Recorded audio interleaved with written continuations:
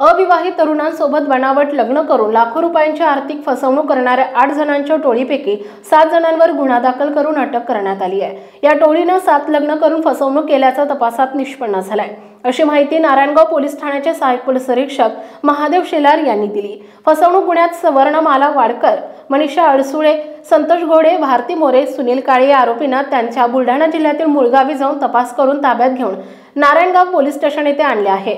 यातील आरोपींनी याच प्रकारे गुन्हा करून अनेक युवकांना आर्थिकदृष्ट्या फसवलं असून या टोळीनं मध्यस्थी करून लग्न लावून दिले। याबाबत ओतूर पोलीस स्टेशन येथे देखील गुन्हा दाखल आहे। या गुन्ह्यातील महिला या मध्यस्थी एजंट म्हणून अनेक तरुणांना लग्नाचा आमिष दाखवून त्यांच्याकडून पैसे उकळत असल्याचं तपासात निष्पन्न झालं। गुन्ह्यातील वधू महिला अश्विनी जगदाळे बाबत तपास केला। तिला 16 वर्षांची एक मुलगी असून 14 वर्षांचा एक मुलगा आहे। तसेच या महिलेने अशा प्रकारे सुमारे 6 ते 7 तरुणांना लग्न करून फसवलं असल्याचं तपासात निष्पन्न झालंय। यातील 4 आरोपी हे न्यायालयीन कोठडीत असून 3 आरोपींना न्यायालयाने पोलीस कोठडी सुनावली आहे। दाखल गुन्ह्यातील एका आरोपीस अटक करणं बाकी असून सदर आरोपींनी जुन्नर, पारनेर, शिरूर इत्यादी ठिकाणी देखील याच प्रकारचे गुन्हे केले असल्याची माहिती सदर गुन्ह्याच्या तपासात मिळून आली।